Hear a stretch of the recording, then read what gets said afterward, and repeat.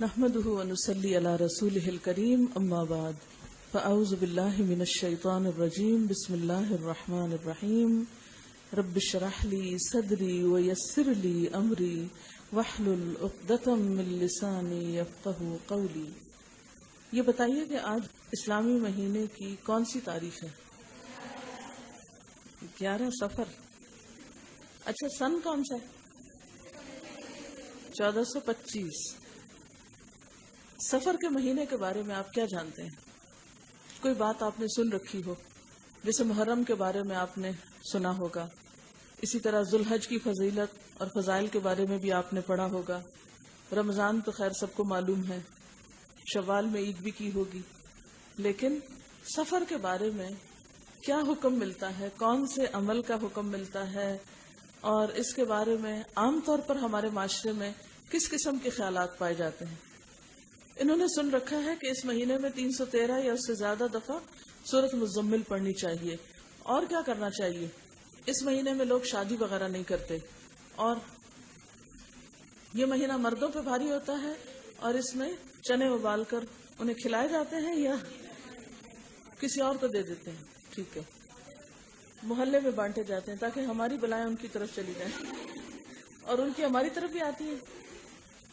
آٹے کی گولیاں بنا کے سنا ہے کہ 365 یعنی سال کے دنوں کے برابر، انگریزی سال کے دنوں کے برابر 365 گولیاں بنا کر تالابوں میں ڈالی جاتی ہیں تاکہ بلائیں ٹل جائیں اور رزق میں ترقی ہوگی.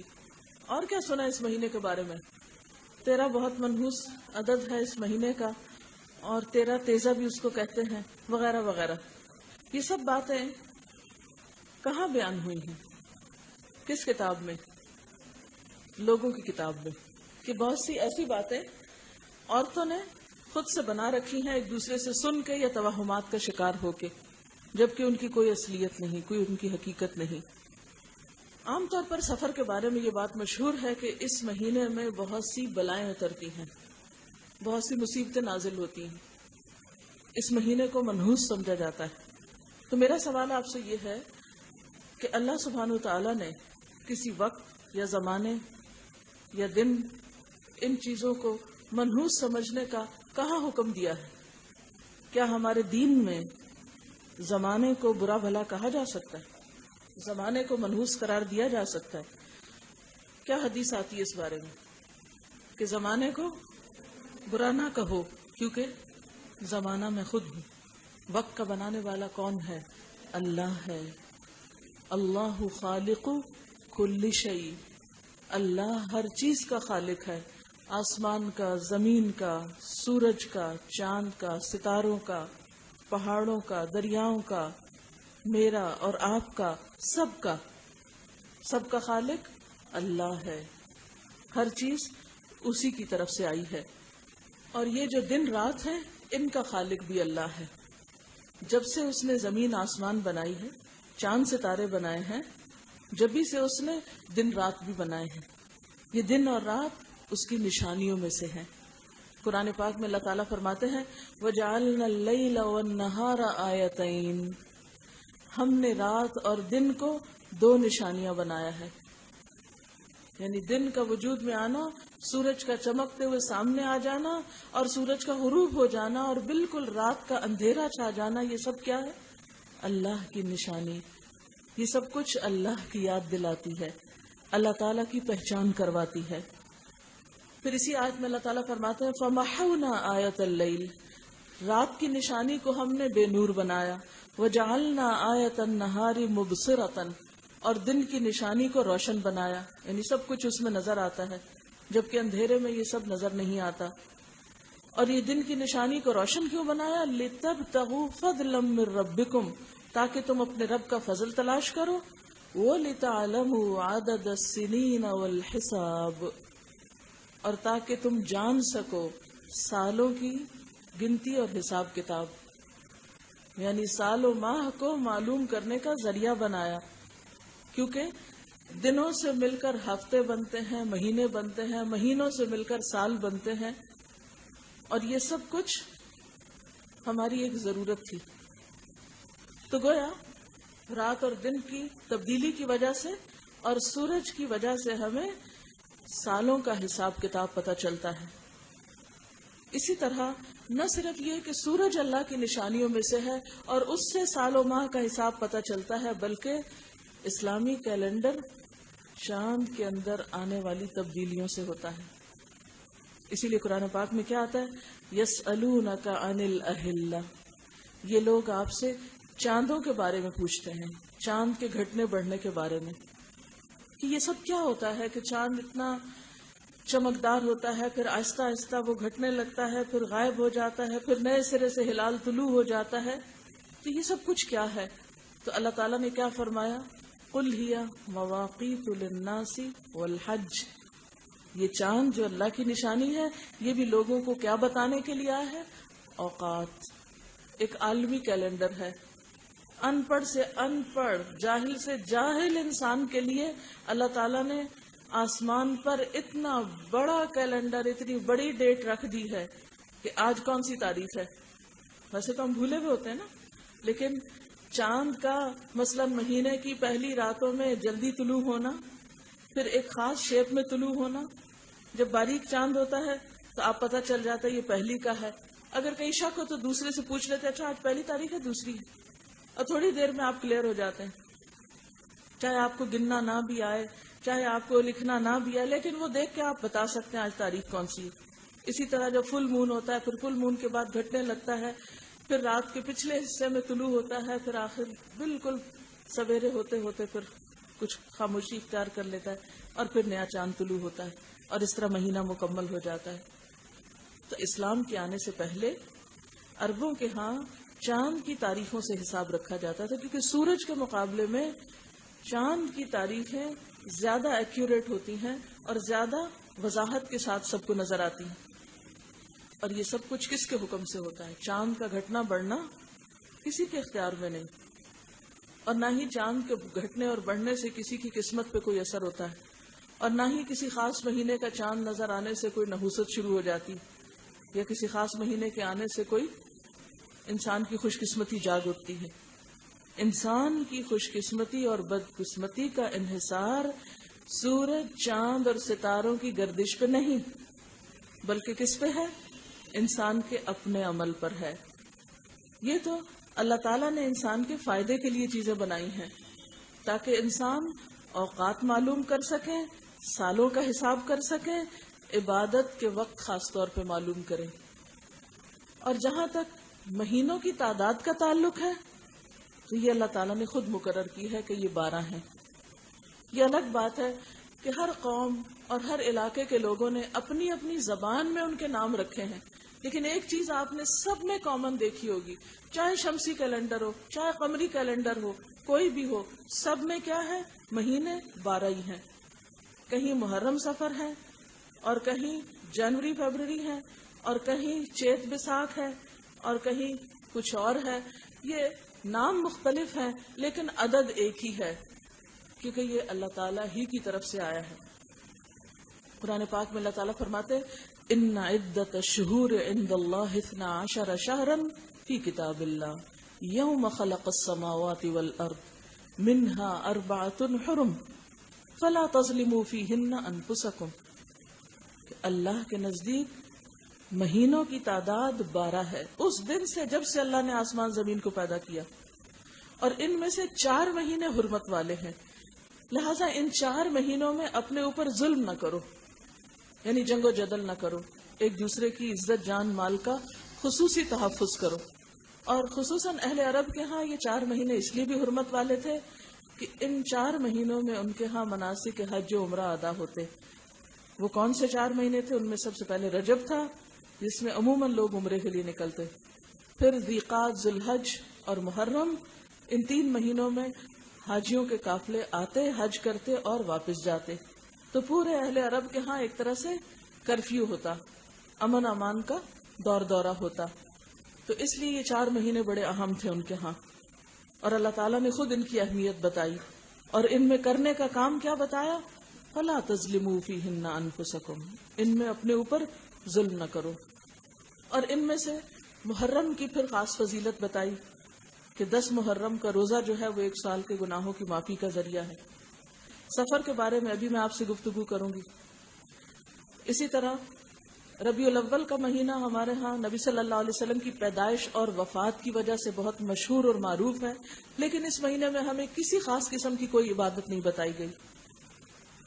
اسی طرح ربیع الثانی، جمادی الاول، جمادی الثانی، ان میں بھی کوئی عبادت نہیں بتائی گئی، عام مہینوں کی طرح ہے. رجب حرام مہینوں میں سے ہے. شعبان، اس میں نبی صلی اللہ علیہ وسلم کا طریقہ کیا تھا کہ کثرت سے روزے رکھتے تھے. صحابہ کرام کہتے ہیں کہ ہم نے رمضان کے علاوہ کسی اور مہینے میں آپ کو اتنے روزے رکھتے ہوئے نہیں دیکھا جتنے ہم نے شعبان میں آپ کو رکھتے ہوئے دیکھا. اور اس کی وجہ آپ نے بتائی کیونکہ آسمان کی طرف انسان کے اعمال اٹھائے جاتے ہیں. اس مہینے میں انسان کے اعمال اللہ کے حضور پیش کیے جاتے ہیں، اور آپ نے فرمایا مجھے یہ بات پسند ہے کہ جب میرے عمل اللہ کے حضور پیش ہو تو میں روزے کی حالت میں ہوں. پھر رمضان کا مہینہ ہے جس میں قرآن نازل ہوا، جس میں آخری طاق راتوں میں شب قدر ہے جس کو لیلۃ القدر کہا جاتا ہے. وما ادراک ما لیلۃ القدر، لیلۃ القدر خیر من الف شہر، 1000 مہینوں سے بہتر ہے. پھر اس کے بعد شوال آ جاتا ہے جس میں عید کی جاتی ہے پہلی شوال کو، اور اس کے علاوہ 6 روزے رکھنے والے کے لیے اتنا اجر بتایا گیا، یعنی رمضان کے روزے جو پورے کر لے پھر 6 اور روزے شوال میں رکھ لے تو وہ ایسا ہے جس نے گویا سارا سال روزے رکھے، کیونکہ ایک نیکی 10 نیکیوں کے برابر ہے نا. تو 30 روزے 300 کے برابر ہو گئے، اور یہ 6 روزے 60 ہو گئے، تو 360 میں سال پورا ہو گیا، یعنی اجر کے اعتبار سے. شوال کے بعد ذیقعد ہے جو حرام مہینہ ہے. پھر ذوالحج ہے. ذوالحج کا پہلا عشرہ بہت ہی بابرکت ہے. ان دنوں میں جو نیکی کی جاتی ہے وہ باقی سال کی نیکیوں پہ بھاری ہو جاتی ہے. اور اس عشرے میں ایک دن ایسا آتا ہے خاص، یعنی 9 ذوالحج کا، جس میں یقینی مغفرت ہوتی ہے ان لوگوں کی جو واقعی سچے دل سے توبہ کر لیں، خصوصاً میدان عرفات میں. باقی سال کے مقابلے میں اس دن سب سے زیادہ تعداد میں لوگوں کی گردنیں آگ سے چھڑائی جاتی ہیں، اور زوال آفتاب سے غروب آفتاب تک کا وقت انتہائی قیمتی وقت ہوتا ہے، بڑا ہی بخشش کا یقینی وقت ہوتا ہے. اور باقی سارے مہینے جو ہیں آپ صلی اللہ علیہ وسلم کا ان میں معمول کیا تھا؟ ہر ماہ 3 روزے رکھنا. ایام 20 میں، ایام 20 کون سے ہوتے ہیں؟ جب فل مون ہوتا ہے، 13، 14 اور 15. تو ایام 20 میں آپ صلی اللہ علیہ وسلم کیوں روزے رکھتے تھے، یا آپ نے کیوں روزے رکھنے کی تلقین کی؟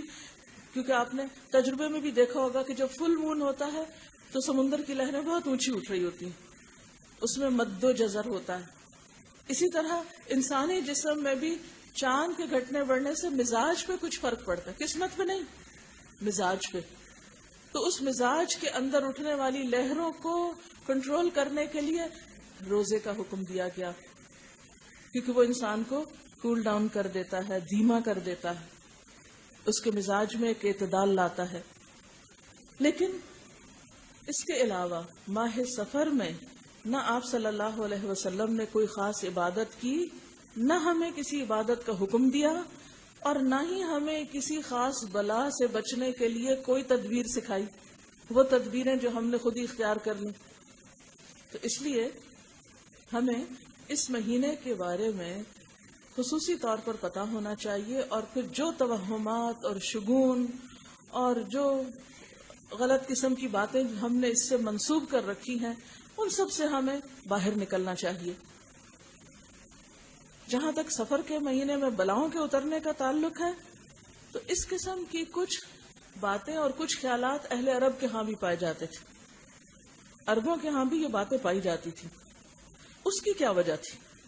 آپ دیکھیں نا، ٹھیک ہے ہم مان لیتے ہیں ہمارے دین میں تو کچھ نہیں بتایا گیا، لیکن آخر پھر وجہ کیا ہے؟ لوگوں نے اس کو منحوس سمجھ کیوں لیا؟ یہ بات شروع کہاں سے ہوئی؟ یہ سوال آتا ہے نا آپ کے ذہن میں کہ کہاں سے شروع ہوا یہ سب کچھ؟ پھر اگر ہمارے دین میں نہیں ہے تو لوگوں کو یہ خیال کہاں سے آ گیا کہ ہم اس مہینے کو منحوس قرار دے دیں؟ کوئی تو بات ہوگی نا، کوئی تو وجہ ہوگی.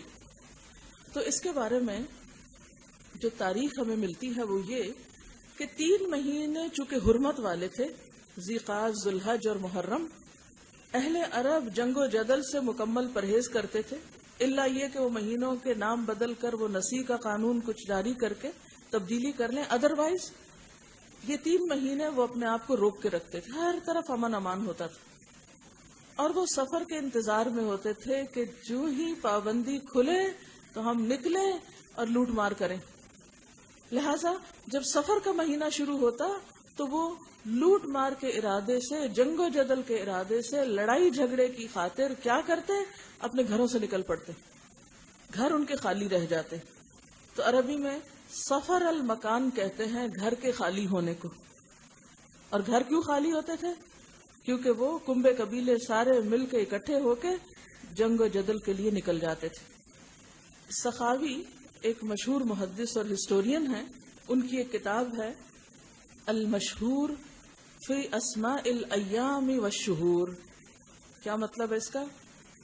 ایام اور مہینوں کے ناموں کے بارے میں جو باتیں مشہور ہو گئیں، وہ باتیں جو مہینوں اور دنوں کے ناموں کے متعلق مشہور ہیں کہ وہ نام کیوں ان کو وہ دیا گیا، یعنی کوئی خاص نام انہیں کیوں دیا گیا. تو وہ سفر کی وجہ تسمیہ لکھتے ہیں کہ اس مہینے میں عموماً ان لوگوں کے گھر خالی رہتے اور یہ لڑائی بھڑائی اور سفر میں چل دیتے تھے. جب مکان خالی ہو جائے تو عرب کہتے ہیں سفر المکان، اور اس کی جمع اسفار ہے، جیسے جمل کی جمع اجمال. اب ان لوگوں نے جب عام طور پر دیکھا کہ اس مہینے میں لوگ قتل بہت ہو جاتے ہیں، گھروں میں بربادی ہو جاتی ہے، گھر خالی ہو جاتے ہیں، تو انہوں نے کہا یہ مہینہ ہمارے لیے بڑا منحوس ہے، اس میں بڑی بربادی ہوتی. اب ان کی عقل ماری گئی. انہوں نے یہ نہیں سوچا کہ گھر برباد کیوں ہوتے ہیں، ویران کیوں ہوتے ہیں. ہمارے اپنے عمل کی وجہ سے ہوتے ہیں، لڑائی جھگڑے کی وجہ سے ہوتے ہیں. تو بجائے اس کے کہ وہ اپنے آپ کو قصوروار ٹھہراتے، انہوں نے اس مہینے کو قصوروار قرار دے دیا. قرآن پاک میں آتا ہے نا انا یؤفکون، کہاں سے پھیرے جاتے ہیں، ان کا دماغ کہاں سے گم جاتا ہے. تو اللہ سبحانہ و تعالی نحوست کے بارے میں قرآن پاک میں واضح طور پہ فرماتے ہیں وَكُلَّ إِنسَانٍ أَلْزَمْنَاهُ طَائِرَهُ فِي عُنُقِهِ وَنُخْرِجُ لَهُ يَوْمَ الْقِيَامَةِ كِتَابًا يَلْقَاهُ مَنْشُورًا اقرأ كِتَابَكَ كَفَى بِنَفْسِكَ الْيَوْمَ عَلَيْكَ حَسِيبًا. کیا معنی اس کا؟ ہر انسان کا شگون ہم نے اس کے اپنے گلے میں لٹکا رکھا ہے، اور قیامت کے روز ہم ایک نوشتہ اس کے لیے نکالیں گے جسے وہ کھلی کتاب کی طرح پائے گا. اور کیا کہا جائے گا؟ پڑھ اپنا نامہ اعمال، آج اپنا حساب لگانے کے لیے تو خود ہی کافی ہے. گویا انسان کا نامہ اعمال کہاں ہے؟ خود اس کی اپنی گردن میں ہے. اور انسان کی نحوست کس میں ہے؟ اس کے اپنے کیے میں، اس کے اپنے عمل میں. عام طور پر انسان یہ سمجھتا ہے نحوست باہر سے آتی ہے.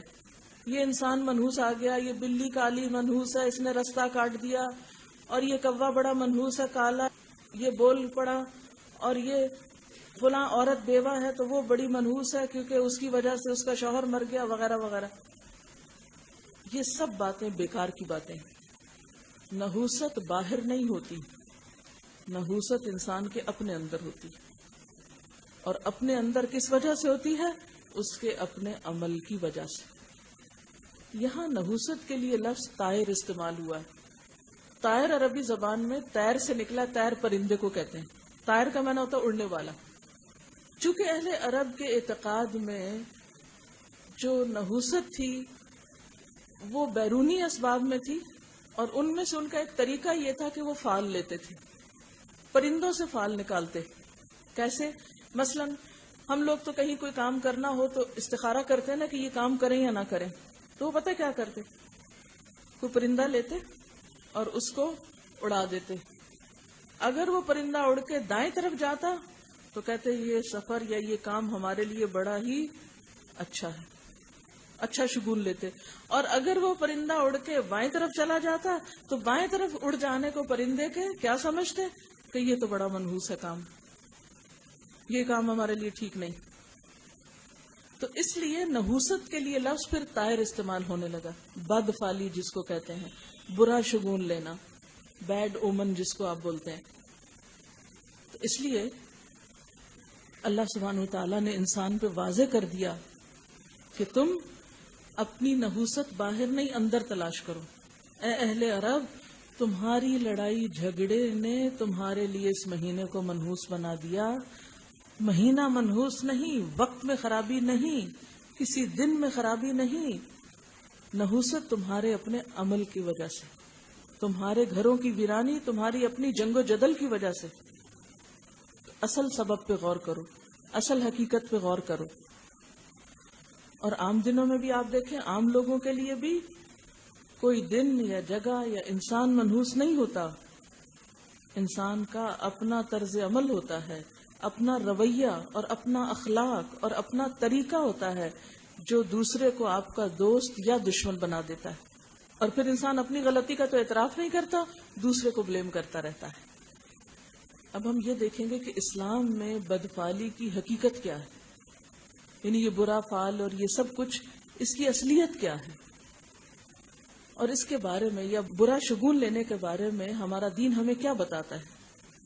قرطبی نے ایک حدیث روایت کی ہے، رسول اللہ صلی اللہ علیہ وسلم نے فرمایا، من رجعت الطیرۃ عن حاجتہ فقد اشرک، جو کسی چیز سے بدفعلی پکڑ کر اپنے مقصد سے لوٹ آیا اس نے شرک کیا۔ مثلا گھر سے نکلنے لگا، آگے کالی بلی آ گئی، اس نے اس کو اپنے لیے منحوس سمجھا، یا پھر یہ کہ اس سے بدفعلی لی اور گھر واپس آ گیا، میں تو نہیں جا رہا آج کام پہ، میں تو نہیں سفر کر رہا آج، کیوں؟ اس لیے کہ رستے میں بلی آ گئی۔ تو ایسا کرنا کیا ہے؟ معمولی بات نہیں ہے۔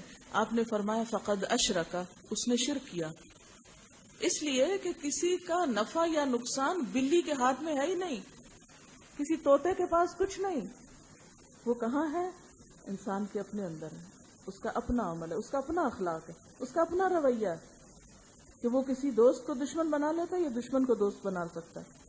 صحابہ نے پوچھا، اے اللہ کے رسول صلی اللہ علیہ وسلم، ایسا شخص کیا کفارہ دے کہ اس کی توبہ قبول ہو جائے؟ یعنی اگر واقعی زندگی میں ایسے شرک کر بیٹھے ہیں ہم، تو اب ہم لوٹیں کیسے اس سے؟ فرمایا کہ وہ یوں کہے، اللہم لا خیر الا خیرک ولا خیر الا خیرک ولا الہ غیرک ثم یمضی لحاجتہ، اے اللہ تیری فعل کے بغیر اور کوئی فعل نہیں، یعنی اچھا شگون یا اچھائی اور برائی تیری ہی طرف سے آتی، قسمتیں تیرے ہاتھ میں ہیں، فائدہ اور نقصان تیری پاس سے ہے، کسی پرندے کے ہاتھ میں کچھ نہیں۔ تو اے اللہ تیری فعل کے بغیر کوئی فعل نہیں، تیری بھلائی کے بغیر اور کوئی بھلائی نہیں، یعنی اگر تو نہ خیر دے تو کوئی خیر پہنچا نہیں سکتا، اور تیرے سوا کوئی معبود نہیں۔ یہ الفاظ کہہ کر اپنے کام کو چلا جائے، یعنی اپنے دل سے وہ وہم نکال دے کہ بلی کی وجہ سے کوئی نقصان ہو جائے گا، یا فلاں انسان صبح صبح مجھے نظر آ گیا تو اب دن خراب گزرے گا اور کام نہیں ہوگا۔ نہیں، یہ خیال دل سے نکال دے اور اپنا کام کر لے، اپنا عمل بدل لے تو اس کی توبہ قبول ہو جائے گی۔ ایک اور حدیث میں آتا ہے، رسول اللہ صلی اللہ علیہ وسلم نے 3 بار فرمایا، 3 بار کیا؟ بدفعلی شرک ہے، بیڈ اومن شرک ہے، برا شگون لینا شرک ہے۔ اور شرک کے بارے میں تو آپ جانتے ہیں نا کہ بعض اوقات ایسے ایسے رستوں سے آ جاتا ہے کہ ہمیں گمان بھی نہیں ہوتا، خبر بھی نہیں ہوتی کہ یہ شرک کر رہے ہیں ہم۔ یہ باتیں ہمارے معاشرے میں کتنی عام ہیں، وہ فلاں منحوس اور فلاں چیز ہو گئی تو اب یہ ہو جائے گا۔ اور آپ نے دیکھا ہوگا کہ ہم عام طور پر بھی ایسے ہی بیٹھے بیٹھے سوچتے رہتے ہیں، اچھا وہ میں نے امتحان تو دے دیا ہے، اچھا اگر میرے وہاں جانے تک وہ فلاں چیز نیچے گر گئی تو میں پاس ہو جاؤں گی، ہے نا؟ ایسے بیٹھ کے گمان کرتے رہتے ہیں، اچھا اگر میرے 10 گننے تک پنکھا بند ہو گیا، یعنی بٹن مثلاً آف کر کے، تو اس کا مطلب ہے میں پاس ہو جاؤں گی، اور اگر نہیں، خود سے خود چیزوں سے شگون لینا شروع کر دی۔ یہ اس قسم کے خیالات بھی درست نہیں، یہ سب توہمات کی قسم ہے، اور یہ سارے توہمات انسان کو کمزور بناتے ہیں، ان سے بچنا چاہیے۔ ایمان انسان کو جرأت اور بہادری دیتا ہے، کانفیڈنس دیتا ہے، جینے کا ڈھنگ سکھاتا ہے۔ دین کا سب سے بڑا فائدہ کیا ہے؟ کوئی خوف نہیں، کوئی غم نہیں، وہ انسان کو خوف اور غم سے آزاد کرتا ہے۔ تو یہ کس قسم کی دینداری ہے کہ آنکھ کے پھڑکنے سے بھی خوف زدہ ہیں، اور ہاتھ پہ کھجلی ہونے سے بھی امید لگا کے بیٹھ گئے کہ آج کوئی مال ملے گا، ہاں، جوتے پہ جوتا پڑ گیا تو سفر پیش آ جائے گا۔ یہ سب باتیں کہاں سے آئیں؟ سب ہمارے ذہنوں کی اختراع ہیں۔ یہ اسی قسم کے بچگانہ خیالات بیٹھ کے کوئی سوچتا ہوگا کہ اچھا یہ ہو گیا تو اس کا مطلب ہے یوں ہو جائے گا، اور اتفاق سے وہ ہو گیا، تو آئندہ کے لیے اس کو ایک فتوے کے طور پہ جاری کر دیا کہ ایسا ہو تو یوں ہو جاتا ہے، حالانکہ اس کی کوئی حقیقت نہیں ہوتی۔ پھر اسی طرح یہ کہ کالا رنگ ہم کو تو سوٹ ہی نہیں کرتا، ہمارے خاندان میں تو کوئی کالا رنگ پہن لے تو بس بیمار پڑ جاتے ہیں، تو پھر اپنے سر کے بال بھی مڈوا دو، وہ کیوں کالے رکھے ہوئے ہیں، ان کا رنگ بھی تبدیل کرا دو۔ پھر اسی طرح یہ کہ اگر سبز رنگ پہن لیا یا سبز جوتا پہن لیا تو اس سے کیا ہوتا ہے؟ کہتے ہیں کہ سبز رنگ کا جوتا نہ پہنو کیونکہ بے ادبی ہوتی ہے، روزے کا رنگ سبز ہے، تو سبز گھاس پہ کیوں چلتے ہو؟ سبز گھاس پہ کیوں چلتے ہو؟ اس سے بے ادبی نہیں ہوتی؟ خانہ کعبہ کا غلاف کالا ہے اس لیے کالا کپڑا نہ پہنو، آسمان کا رنگ نیلا ہے تو پھر نیلا نہ پہنو، زمین کا رنگ مٹیالہ ہے تو مٹیالہ نہ پہنو کہ بےزتی ہے انسان کی زمین والا رنگ پہنے، تو پھر تو ہر چیز اپنے اوپر خود ساختہ حرام کر لی، اپنے خیال کے مطابق چیزوں کو حلال یا حرام کر لیا، اور پھر اس میں قسمت بھی ساتھ جوڑ دی۔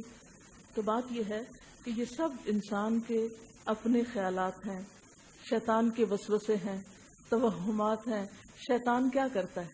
شیطان اپنے دوستوں کو ڈراتا ہے، یخوف اولیاء، یہی اس کے خوف ہوتے ہیں کہ جن باتوں کی کوئی حقیقت نہیں، بیکار قسم کی باتیں، ان کو ایک حقیقت بنا کے پیش کرتا ہے۔ اور آپ دیکھیے کہ یہ بات صرف اہل عرب میں نہیں تھی، صرف مشرک اقوام میں ہی نہیں تھی، افسوس یہ کہ بعض پڑھی لکھی اقوام میں بھی یہ باتیں ملتی ہیں۔ دینی اعتبار سے بھی پڑھی لکھی اور دنیاوی اعتبار سے بھی پڑھی لکھی قومیں بعض شگون میں مبتلا ہیں۔ سب سے پہلے تم دیکھتے ہیں کہ قرآن ہمیں بتاتا ہے کہ اہل کتاب، پیپل آف دا بک، پڑھے لکھے لوگ وہ کیا کرتے ہیں؟ الم تر الی الذین اوتوا نصیبا من الکتاب یؤمنون بالجبت والطاغوت، کیا تم نے دیکھا ان لوگوں کو جنہیں کتاب دی گئی یا کتاب کا ایک حصہ دیا گیا، وہ کیا کرتے ہیں؟ جبت اور طاغوت پر ایمان رکھتے ہیں۔ اچھا یہ جبت کیا چیز ہے؟ بے حقیقت، بے اصل اور بے فائدہ چیز کو جبت کہتے ہیں، بے اصل اور بے حقیقت۔ اب یہ جتنے شگون ہیں یہ سب بے اصل ہیں، بے حقیقت ہیں، اور اسلام کی زبان میں کہانت، فال گیری، ٹونے ٹوٹکے، شگون اور سارے قسم کے وہمی خیالات اور باتیں اور سپرسٹیشنز اور توہمات، یہ سب کچھ کا ملغوبہ جبت کہلاتا ہے۔ یعنی جن باتوں کی کوئی اصل ہے ہی نہیں ان کو اپنے سر پہ سوار کر لینا۔ مثلا کوئی چھوٹی سی بھی تکلیف ہوئی، طبیعت خراب ہوئی، بس ضرور مجھے نظر لگ گئی، کوئی دو لوگوں کے تعلقات خراب ہوئے، ان پہ تو جادو ہو گیا ہے۔ یعنی پہلا خیال جو کسی بیماری تکلیف میں جاتا ہے وہ عموماً بے حقیقت باتوں کی طرف جاتا ہے جن کی کوئی اصل نہ ہو، اور پھر ان بدگمانیوں کی وجہ سے آپس میں پیار محبت کے رشتے ختم ہو کے رہ جاتے ہیں۔ فلاں بیٹھا ہوا تھا، وہ مجھے دیکھ رہا تھا، بس اسی کی نظر لگی ہوگی، چاہے وہ عزیز ترین دوست ہی کیوں نہ ہو، آئندہ سے اس کے بارے میں دل میں میل رکھ لی، دل میں کوئی بدگمانی رکھ لی، اس سے وہم آنے لگا، اس سے خوف آنے لگا، اس کا آنا منحوس ہونے لگا، اچھے بھلے کام رک گئے، تعلقات ختم ہو گئے، بات کی حقیقت کچھ بھی نہیں۔ اور یہ سب کون کرتے ہیں؟ الذین اوتوا الکتاب، جنہیں کتاب ملی۔ اور آج ہم مسلمانوں کا حال بھی یہی ہے، قرآن کے ہوتے ہوئے، سنت واضح کے ہوتے ہوئے یہ سب کچھ ہو رہا ہے۔ رسول اللہ صلی اللہ علیہ وسلم نے فرمایا، پرندے کے نام سے کنکری پھینک کر، خط کھینچ کر یعنی زائچے بنا کے، پرندہ اڑا کے پھال لینا، سب جبت میں شامل ہے۔ جبت میں کیا کچھ شامل ہے؟ پرندے کے نام سے، پھر کنکری پھینک کے یا لکیر لگا کے یا پرندہ اڑا کے پھال لینا، یہ سب کچھ شامل ہے۔ حضرت عمر رضی اللہ تعالیٰ عنہ کہتے ہیں کہ جبت سے مراد سحر ہے، جادو ہے، اور جادو کے بارے میں آپ نے فرمایا جس نے جادو کیا اس نے گویا کفر کیا۔ جادو تو ہمارے ایمان کا دشمن ہے، اور آپ صلی اللہ علیہ وسلم نے دھاگوں پہ پڑھ کے گرہ لگانے کو بھی جادو قرار دیا ہے۔ یہ نہیں کہ کسی جادوگر کے پاس جا کے آپ جادو کرا کے آئے، بنگالی جادوگر یا کالا جادوگر، لیکن اگر آپ گھر میں بیٹھ کے خود دھاگوں پہ کچھ پڑھ پڑھ کے گرہ لگا رہے ہیں تو یہ بھی جادو کی قسم ہے۔ اور یہ سمجھنا کہ اس سے کوئی چیز رک جائے گی یا کوئی کھل جائے گی، یہ سب بیکار کی باتیں ہیں۔ اور خاص طور پر نجومیوں کے پاس اور جادوگروں کے پاس جانے سے ہمیں منع کیا گیا ہے، اور ان پر اعتقاد رکھنے سے منع کیا گیا ہے۔ اور اس میں آپ دیکھیے کہ آپ صلی اللہ علیہ وسلم نے واضح الفاظ میں فرمایا ہے حضرت حفصہ رضی اللہ تعالی عنہا فرماتی ہیں کہ رسول اللہ صلی اللہ علیہ وسلم نے فرمایا جو شخص کسی کاہن یا نجومی کے پاس آیا اور اس سے کوئی بات پوچھی اور اس پر یقین کر لیا تو اس کی 40 راتوں کی نمازیں قبول نہ ہوں گی. یہ صحیح مسلم کی روایت ہے. ابو داؤد کی روایت ہے, حضرت ابو ہریرہ رضی اللہ تعالی عنہ سے روایت ہے کہ رسول اللہ صلی اللہ علیہ وسلم نے فرمایا جو شخص کسی کاہن کے پاس آیا اور جو کچھ کاہن نے بتایا اس کی تصدیق کی, اس کو سچ مانا, تو گویا محمد صلی اللہ علیہ وسلم پر جو کچھ نازل ہوا اس سے اس نے انکار کر دیا. یعنی آپ پر اتری ہوئی تعلیمات کا گویا اس نے انکار کر دیا. کس نے؟ جو غیب کے حالات معلوم کرنے کے لیے کسی کاہن یا جادوگر کے پاس جائے. ایک اور حدیث میں آتا ہے, طبرانی کی روایت ہے, جو شخص کسی نجومی یا کاہن کے پاس اس لیے گیا کہ علم غیب معلوم کرے, پھر اس سے کوئی بات پوچھی تو 40 راتوں تک اس کی توبہ قبول ہونے سے رکی رہتی ہے, اور اگر اس نے نجومی کی بات کی تصدیق کر دی تو اس نے کفر کیا کہ ہاں اس نے تو بالکل سچ کہا اور یہ تو ایسا ہوگا, اور پھر وہ اس وہم کا شکار بھی ہو جائے.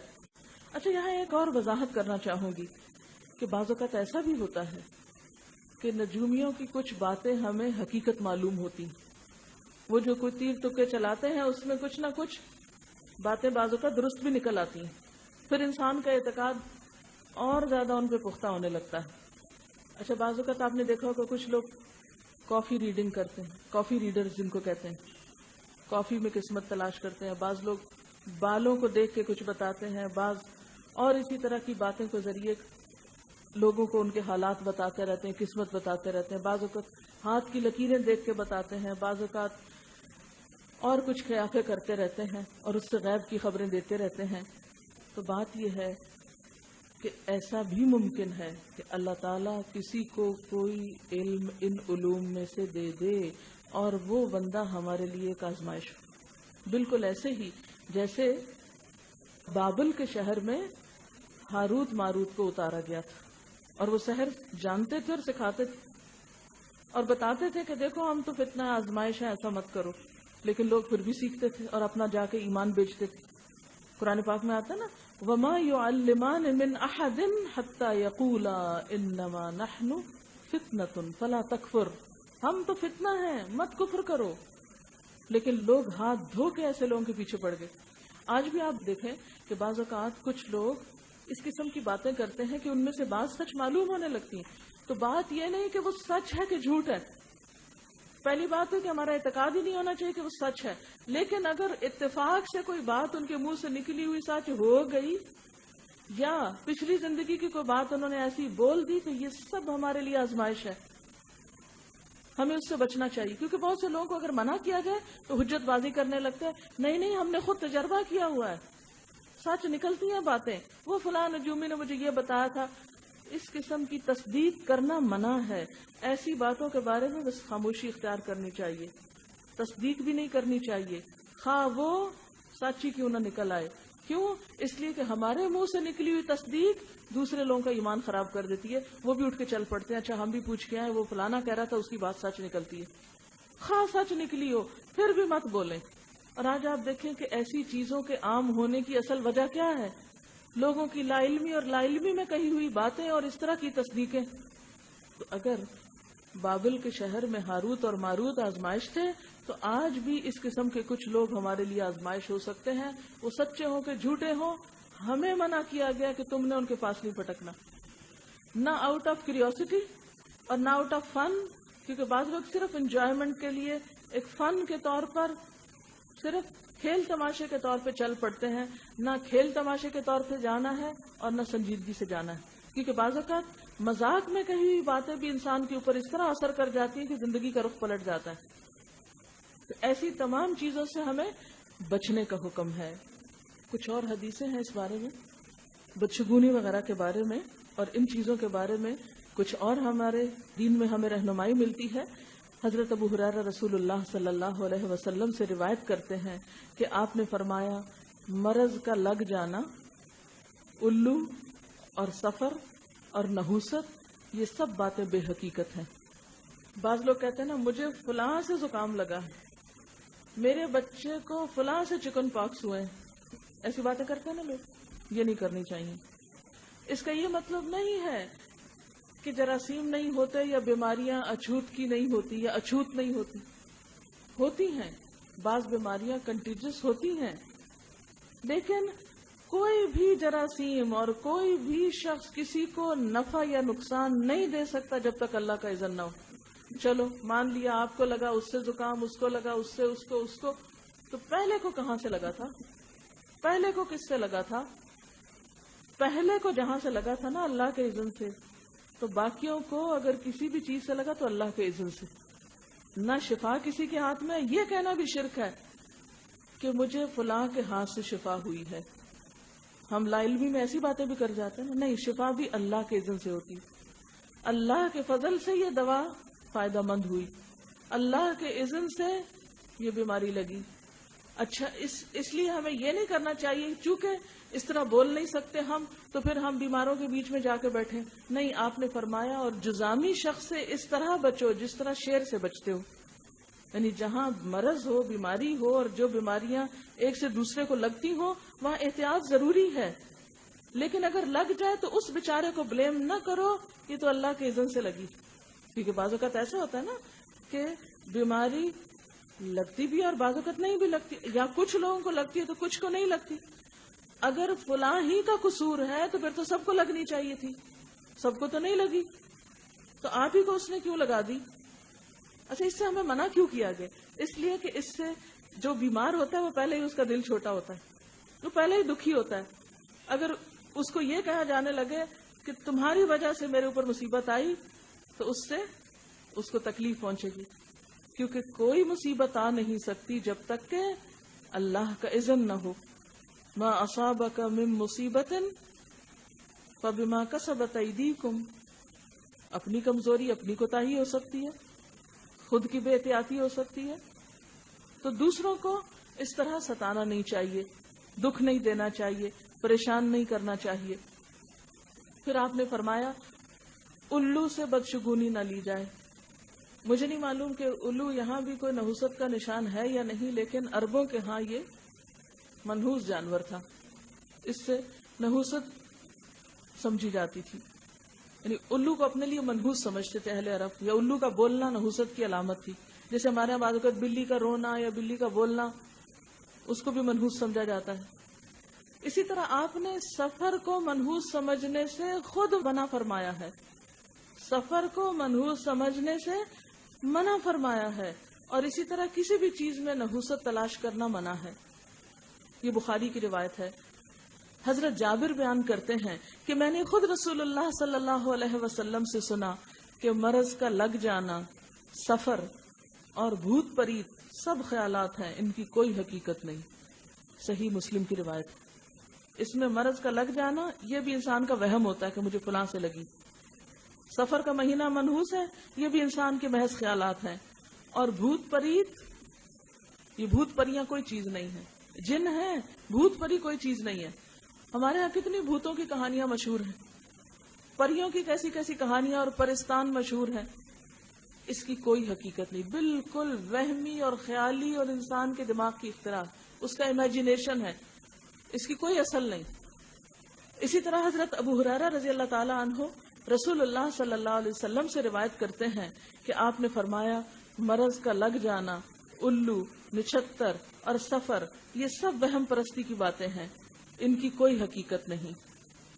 یعنی ستاروں وغیرہ سے بھی نحوست لینا یا ستاروں کا اپنی زندگی پہ اثر سمجھنا یہ بالکل بے حقیقت بات ہے. کیونکہ بعض اوقات لوگ سٹارز میں بڑے کھوئے رہتے ہیں. تمہارا سٹار کون سا ہے، اس کا سٹار کیا ہے، شادی سے پہلے سٹار معلوم کرتے ہیں کیا ہماری آپس میں بنے گی کہ نہیں بنے گی، ذائچے نکلواتے ہیں، تاریخوں کو منحوس سمجھتے ہیں، دنوں کو منحوس سمجھتے ہیں. یہ سب وہمی اور خیالی باتیں ہیں. آپ نے فرمایا ان کی کوئی حقیقت نہیں. حضرت بریدہ سے روایت ہے رسول اللہ صلی اللہ علیہ وسلم بدشگونی نہیں لیا کرتے تھے. رسول اللہ صلی اللہ علیہ وسلم کے پاس فالگیری کا ذکر کیا گیا تو آپ نے فرمایا ان میں سب سے اچھی چیز تو نیک فال ہے. اگر فال لینی ہی ہے تو کیا کرو، نیک فال لو. نیک فال کیا کہ مثلا کوئی نیک کام ہو تو انسان اس کو اپنے لیے خوش قسمتی کی علامت سمجھے کہ شکر ہے نیکی کی توفیق ہو گئی، یا کسی نیکی کی جگہ پہ جانے یا کسی نیک انسان سے ملاقات یا نیک لوگوں کی صحبت، اس کو اپنی خوش قسمتی کی علامت سمجھے. مثلا اللہ تعالیٰ اگر آپ کو حرم پاک لے جائے، اپنے گھر لے جائے، یا آپ کو نیک لوگوں کی صحبت مل جائے، قرآن کی تعلیم مل جائے، تو یہ سب کیا ہے؟ یہ خوش قسمتی کی بات ہے. پھر اسی طرح آپ نے فرمایا اور بدفعلی کسی مسلمان کو کام سے نہ روکے، پس جب تم میں سے کوئی شخص ناگوار چیز دیکھے تو یہ دعا پڑھے، اللہم لا یأتی بالحسنات الا انت ولا يدفع السیئات الا انت ولا حول ولا قوة الا بک. کیا معنی ہے؟ یا اللہ تیرے سوا کوئی بھلائیاں نہیں پہنچاتا اور تیرے سوا کوئی برائیاں نہیں ٹالتا، اور برائیوں یعنی مصیبتوں سے بچنا اور نیکی کی قوت سے بہرہ ور ہونا تیری ہی توفیق سے ممکن ہے، یعنی یہ سب کچھ تیری ہی طرف سے ہوتا ہے. اور جہاں تک ستاروں کا تعلق ہے تو اب تو سائنس نے بھی اس بات کو ثابت کر دیا ہے کہ یہ سب کچھ بالکل فراڈ ہے، اس کی کوئی حقیقت نہیں. تو ایک شعر اسی سے ملتا جلتا ہے، یہ ستارے تیری تقدیر کی خبر کیا دیں گے، یہ ستارے تیری تقدیر کی خبر کیا دیں گے، یہ تو خود گردش افلاک میں ہے خار و زبوں. یعنی ان کا تو اپنا حال برا ہے، گھوم گھوم کے یہ تمہاری تقدیر کہاں سے بتائیں گے. جو ستارے اپنی منزل نہیں جانتے اور خود چکر میں ہیں اور خود گھوم ہی رہے ہیں، وہ ہماری قسمت کہاں سے سنواریں گے، ہمیں کہاں سے فائدہ پہنچائیں گے. اور پھر آپ دیکھیے کہ یہ جو بات ہے نا کہ یہ جو ہاروسکوپ اور سٹارز اور ان کے پیچھے پڑے رہنا اور ان کی وجہ سے وہم کا شکار ہونا اور اخبار میں جھٹ سے سب سے پہلے کھول کے دیکھنا اچھا یہ ہفتہ ہمارا کیسے گزرے گا، اور مختلف لوگوں سے معلوم کرنا، اور سال شروع ہونے سے پہلے ہی سارے سال کی کتاب خرید کے رکھ لینا، اور قرآن کا اتنی پابندی سے مطالعہ نہ کرنا جتنا ایسی کتابوں کا. کیونکہ میں نے خود دیکھا ہوا لوگوں کو، وہ اتنی موٹی موٹی انگریزی کی کتابیں لے لیتے ہیں، ہر روز کھول کے بیٹھے ہوتے ہیں، اچھا آج کیا ہوگا میرے ساتھ، اس مہینے میں کیا ہوگا، اس سال میں کیا ہوگا، زندگی کے کون کون سے سال بڑے خوش قسمتی کے ہیں، بہت اچھے گزریں گے، اور کون کون سے سال بھاری ہوں گے، اور کون سا دن بڑا بھاری ہوگا. یہ سب بے حقیقت باتیں. یہاں ایک اخبار کی کٹنگ ہے میرے سامنے، روزنامہ امت کراچی 30 دسمبر 2003 کی. اس میں یہ لکھتے ہیں کہ سائنسدانوں نے بالآخر 40 سال کی سائنسی تحقیق کے بعد ثابت کر دیا کہ علم فلکیات محض فریب اور دھوکے کے سوا کچھ نہیں، اور اس علم کی بنیاد لغویات پر مبنی تھی. اس تحقیق پر 1958 سے لندن میں کام شروع ہوا، جس میں ایک سابق ماہر فلکیات اور سائنسدان جیفری ڈین اور کینیڈا کی کیچوان یونیورسٹی کی ماہر نفسیات ایوان کیلی نے حصہ لیا. یہ تحقیقی رپورٹ ایک جریدے میں شائع ہوئی. ماہرین نے اپنے کام کے لیے 2000 نوزائیدہ بچوں کو منتخب کیا جن کی تاریخ پیدائش میں چند لمحوں یا منٹوں کا فرق تھا. ان کو چن لیا اپنی ریسرچ کے لیے. اسٹرالوجی، جس کا دعویٰ ہے کہ پیدائش کا وقت ہر شخص کی زندگی پر اثر انداز ہوتا ہے اور ان کے رویوں، طرز معاشرت، ذہنی اور معاشی صلاحیتوں کا دار و مدار پیدائش کے وقت چاند اور سورج کے اثرات کے زیر اثر ہوتا ہے، لیکن جب ان بچوں کی پرورش کی گئی تو معلوم ہوا کہ ہر بچے کی ذہنی صلاحیت، رویہ، جنسی صلاحیت، حساس پن اور کردار ایک دوسرے سے بالکل مختلف تھا. اگر ان سب کی قسمت ایک ستارے کے تحت ایک وقت میں ایک جیسی ہونی تھی تو پھر وہ فرق کیسے آ گیا؟ سائنسدان ان بچوں کے درمیان کوئی مماثلت تلاش نہ کر سکے. تحقیقی ٹیم کے سربراہ جیفری ڈین نے اس صورتحال پر تبصرہ کرتے ہوئے کہا کہ تحقیق سے ثابت شدہ نتائج علم فلکیات یعنی اسٹرالوجی کی کھلی نفی کرتے ہیں. بالکل بوگس ہے یہ علم، کوئی حقیقت ہی نہیں اس کی. یعنی یہ جو علم نجوم ہے اور ستاروں کا انسانی قسمتوں پر اثر انداز ہونا ہے، یا چاند کی کچھ تاریخوں کا اور کچھ مہینوں کا منحوس ہونا ہے، یہ سب دماغی اختراع ہے انسانوں کی. اور اس میں آپ دیکھیں کہ ہمارے ہاں بعض دنوں کو منحوس سمجھا جاتا ہے اور بعض قوموں میں وہی دن بڑے اچھے شمار ہوتے ہیں. مثلا یورپ میں بدھ کا دن جو ہے یہ منحوس سمجھا جاتا ہے. ہمارے ہاں کیا کہتے ہیں؟ بدھ کام سدھ، یعنی بدھ کے دن کام سیدھا ہوتا ہے. اچھا ویسٹ میں 13 کا عدد جو ہے وہ بڑا منحوس سمجھا جاتا ہے، اور اس کے کچھ اثرات ہم تک بھی، اور خصوصاً سفر کی 13 تاریخ، 13 تیزہ جس کو بولتے ہیں، تیزی بولتے ہیں کہ بڑے تیز دن ہوتے ہیں یہ. چائنیز میں 13 تاریخ بڑی خوش قسمتی کی علامت سمجھی جاتی. اب ایک ہی تاریخ ہے، ایک اس میں نحوست تلاش کر رہا ہے اور دوسرا اس میں خوش قسمتی تلاش کر رہا ہے. معلوم نہیں پھر سچ کیا اور جھوٹ کیا. تو بات یہ ہے کہ یہی جبت ہے، بے حقیقت باتیں ہیں، وہمی باتیں ہیں، جس میں ہم نے اپنے آپ کو خود بخود الجھا لیا.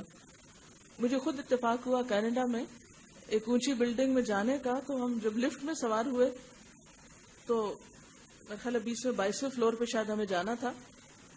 کسی نے میری توجہ دلائی کہ آپ دیکھیں کہ جتنے بھی بٹن لگے ہوئے اس میں 13 کا عدد نہیں ہے، یعنی کسی فلور کا نام 13 نہیں ہے. میں نے کہا نام نہ بھی رکھے لیکن ہے تو صحیح. نام نہ رکھنے سے کیا ہوگا؟ اس کا درجہ تو 13واں پڑھ ہی رہا ہے نا، جو بھی 13ویں پر ہے، چاہے آپ اس کو 14 کر لیں. جیسے اہل عرب کسی حرام مہینے کو جب حلال کرنا چاہتے تو اس کا نام بدل دیتے، تو کہتے یہ حلال ہے اگلا حرام کر لیں گے. تو انہوں نے بھی جو ایکچولی 13 ہے اس کو ماننے سے انکار کر دیا، حالانکہ وہ 13 اس کا نام 14 رکھ دیا. 13 تو 13 نہ مانے. تو بات یہ ہے کہ اس کی کچھ حقیقت ہے ہی نہیں. 13 نمبر کمرے میں نہیں رہنا، 13 تاریخ کو یہ نہیں کرنا، 13 کا عدد خود ساختہ مذمومات کے تحت منحوس قرار دے دیا. حالانکہ اسلامی طریقے پر کسی بھی تاریخ کو ہم برا نہیں کہہ سکتے. اسی طرح ستاروں سے متعلق حضرت زید بن خالد سے روایت ہے کہ آپ صلی اللہ علیہ وسلم نے ہمیں حدیبیہ میں صبح کی نماز پڑھائی. یہ واقعہ بارش کے بعد کا ہے جو رات کو ہوئی تھی. جب آپ نماز سے فارغ ہوئے تو لوگوں کی طرف متوجہ ہوئے اور فرمایا کیا تم جانتے ہو تمہارے رب نے کیا کہا؟ اچھا، اس سے بھی پتہ چلتا ہے کہ احادیث بھی اللہ کی طرف سے بذریعہ وحی نازل ہوتی تھی. صحابہ نے عرض کیا اللہ اور اس کا رسول بہتر جانتا ہے. آپ نے فرمایا اللہ تعالیٰ نے فرمایا میرے بندوں نے اس حال میں صبح کی کہ کچھ مجھ پہ ایمان لانے والے تھے اور کچھ میرے ساتھ کفر کرنے والے. جس نے یہ کہا کہ اللہ کے فضل اور اس کی رحمت سے ہم پہ بارش ہوئی پس وہ مجھ پر ایمان لانے والا ہے، اور جس نے کہا کہ فلاں فلاں ستارے کی وجہ سے بارش نصیب ہوئی پس وہ میرے ساتھ کفر کرنے والا ہے اور ستاروں پہ ایمان لانے والا ہے. تو گویا ستاروں میں اپنی قسمت تلاش کرنا اور ستاروں کو اپنی خوش قسمتی کی علامت سمجھنا یا بدقسمتی کی، یہ انسان کو کفر تک پہنچا دیتا ہے. اور بات یہ ہے کہ دور قدیم میں تو جو کچھ ہوتا تھا سو ہوتا تھا. یہود و نصارہ یا اہل کتاب کے اندر اگر اس طرح کی توہمات تھی تو ان کی کچھ مجبوری ہو سکتی ہے کہ ان کی اصل کتابیں ضائع ہو گئیں، ان کے پیغمبروں کے حالات پوری طرح اور ان کی تعلیمات محفوظ نہ رہ سکیں. لیکن ہماری کیا مشکل ہے کہ ہم ان توہمات کا شکار ہوں؟ آخر ہم یہ سب کچھ کیوں کریں جبکہ ہمارے پاس اللہ کی کتاب موجود ہے، جبکہ ہمارے پاس نبی صلی اللہ علیہ وسلم کا طریقہ محفوظ شکل میں موجود ہے، اور جبکہ اس میں آپ صلی اللہ علیہ وسلم نے واضح الفاظ میں فرما دیا ولا سفر، سفر کی کوئی حقیقت نہیں. اس کے باوجود ہمارے معاشرے میں یہ سب چیزیں عام ہیں. اور شاید اس کی ایک وجہ یہ بھی ہو سکتی ہے کہ ایک بالکل موضوع روایت، موضوع کا مطلب آپ سمجھتے ہیں اب کیا ہوتی موضوع؟ من گھڑت، جھوٹی، جس کو حدیث نہیں کہا جا سکتا. بالکل موضوع بات ہے. من بشرنی بخروج سفر بشرتہ بالجنہ، جو شخص مجھ کو ماہ سفر گزرنے کی بشارت دے گا میں اس کو جنت کی بشارت دوں گا.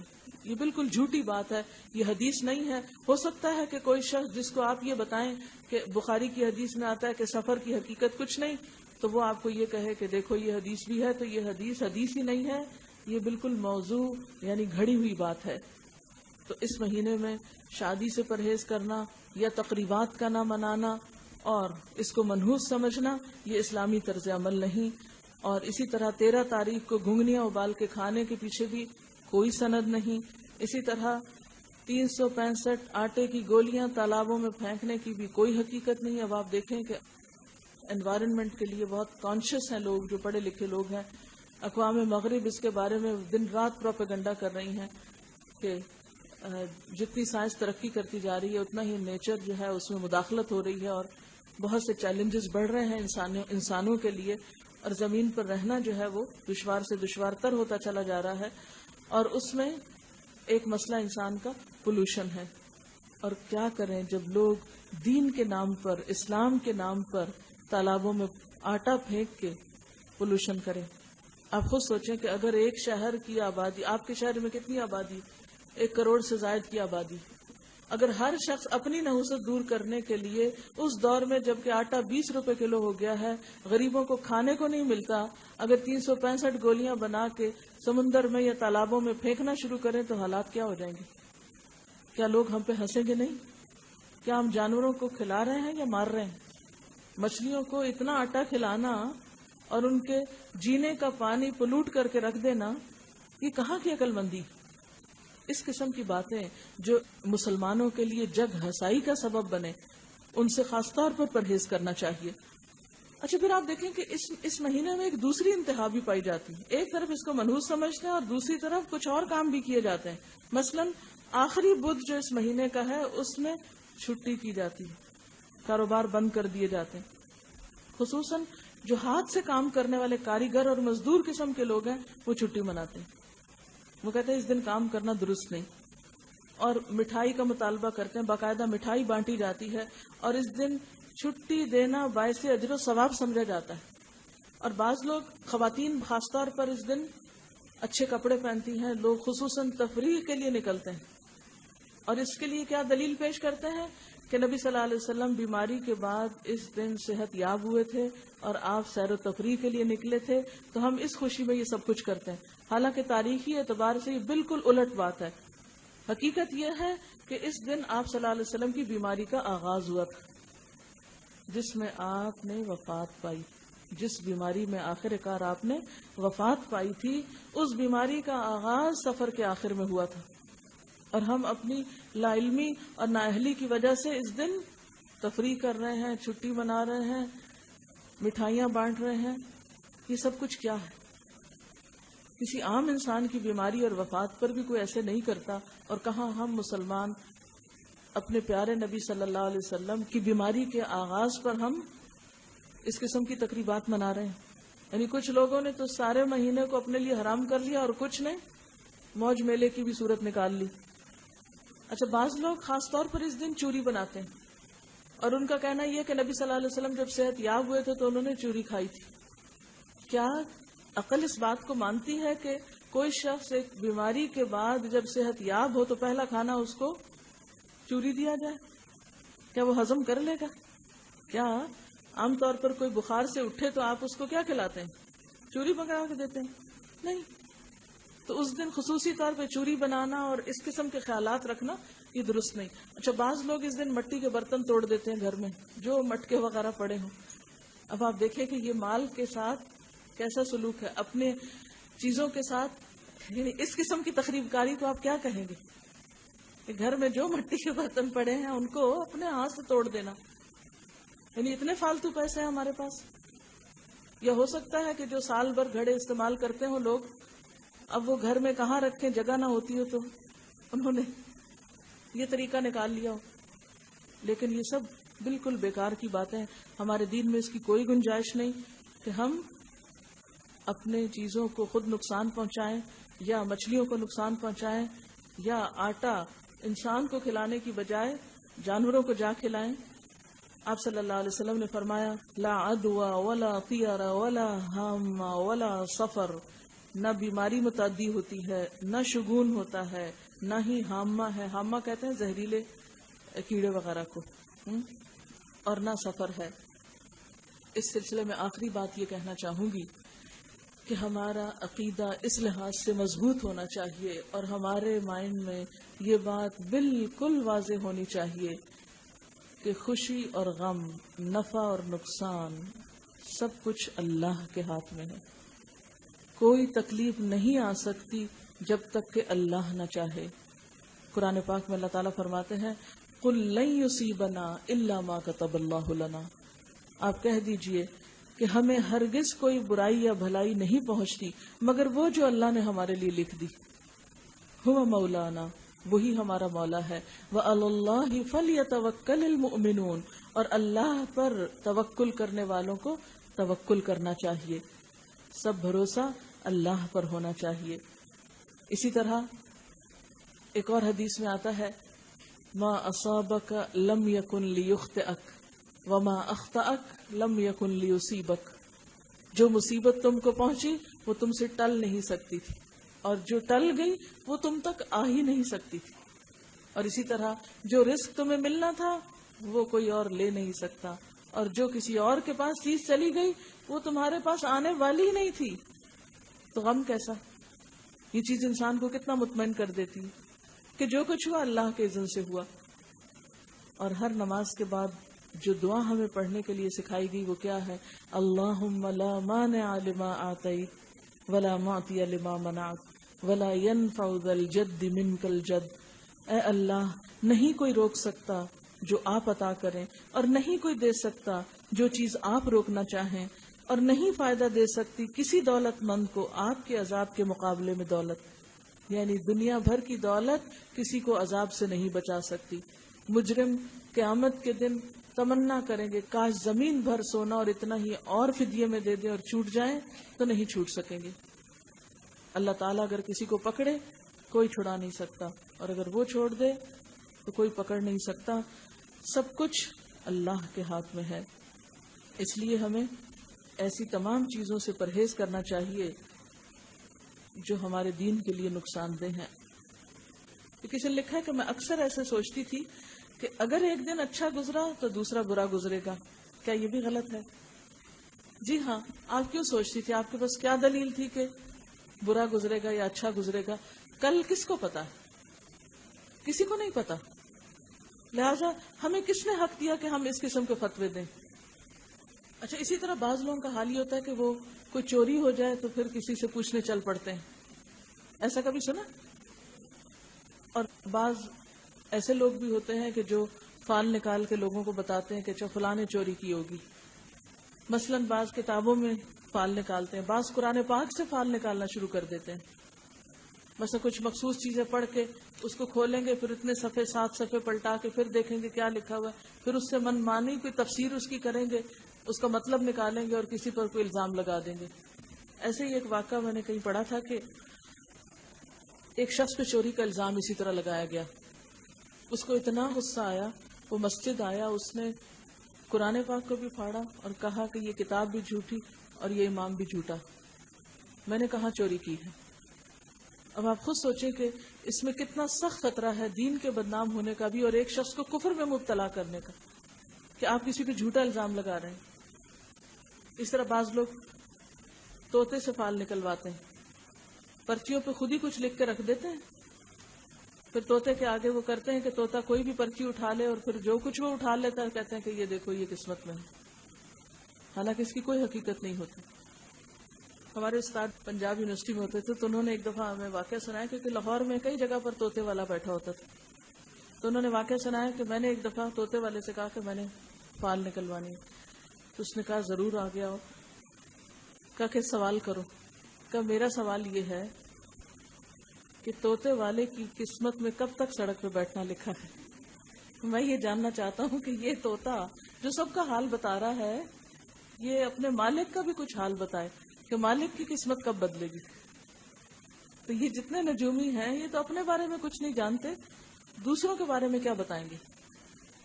تو بات یہ ہے کہ ایسی تمام چیزیں توہمات کی قسم میں سے ہیں اور ان چیزوں سے بچنا ضروری ہے.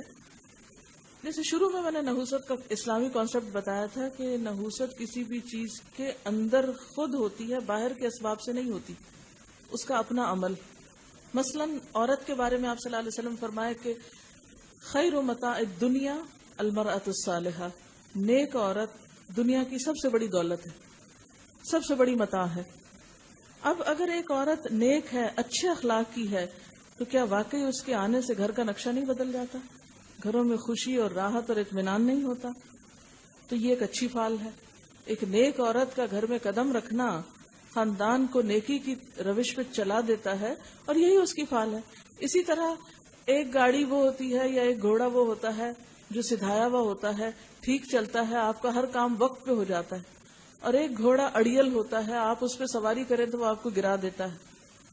ہاں، تو اس کی جو اکڑ ہے یا اڑیل پن ہے یا گاڑی کی خرابی جو ہے وہ آپ کے بہت سے کام خراب کرتی ہے. آپ کہیں جانا ہو تو آپ کو لیٹ کرا دیتی ہے، مصیبت کا باعث ہوتی ہے. اسی طرح گھر ہے، آپ صلی اللہ علیہ وسلم نے وضو کے بعد کی دعا میں ایک دعا سکھائی، اللہم اغفر لی ذنبی ووسع لی فی داری، اللہ میرے گھر میں وسعت پیدا کر دے. تو گھر میں جب اچھے لوگ رہتے ہیں، اچھے اخلاق ہوتے ہیں، تو چھوٹے گھروں میں بھی بڑی وسعت ہو جاتی ہے. اور بعض اوقات بڑے بڑے گھر بھی انسان کے لیے خوشی نہیں لاتے، ایک ویرانی کا سا سما ہوتا ہے ان کے اندر. آپ نے فرمایا اپنے گھروں کو ویران نہ کرو، آپ نے فرمایا اپنے گھروں کو قبرستان نہ بناؤ. شیطان اس گھر سے بھاگ جاتا ہے جہاں سورۃ بقرہ پڑھی جاتی. تو قرآن کا پڑھنا گھروں کے لیے خوش قسمتی کا سبب ہوتا ہے. اصل میں یہ جو نحوست کا تصور ہے یہ انسان کے لیے نمبر ایک تو بالکل بے حقیقت چیز ہے. لہذا عقل مند انسان اگر بے حقیقت چیزوں پر ایمان لاتا ہے تو وہ اس کی عقل کی نفی کرتا ہے. دوسرا یہ کہ انسان کاموں سے رک جاتا ہے، اپنے ارادوں سے باز آ جاتا ہے. بہت سے اچھے کام جو وہ کرنے والا ہوتا ہے وہ کام کر نہیں پاتا. انسان کے اندر سے ڈٹرمنیشن کی کمی ہو جاتی، ارادے کی پختگی ختم ہو جاتی. اور جس انسان کے اندر ارادے کی پختگی نہ ہو وہ کسی کام کا نہیں ہوتا، چاہے وہ کتنا بھی ذہین ہو، کتنا پڑھا لکھا ہو، کتنا بھی سمجھدار ہو، لیکن اگر اس کے اندر کسی کام کے کرنے کے لیے ڈٹرمنیشن نہیں ہے، ارادہ نہیں ہے، تو وہ اپنے آپ کو ضائع کر دے گا. اسی طرح انسان کی ول پار جو ہے وہ کمزور ہو جاتی ہے، انسان انجانے خوف کا شکار ہو جاتا ہے. تو اس لیے اس طرح کی چیزوں سے بچنا بے حد ضروری ہے. سبحانک اللہم و بحمدک نشہد ان لا الہ الا انت نستغفرک و نتوب الیک. والسلام علیکم ورحمۃ اللہ وبرکاتہ.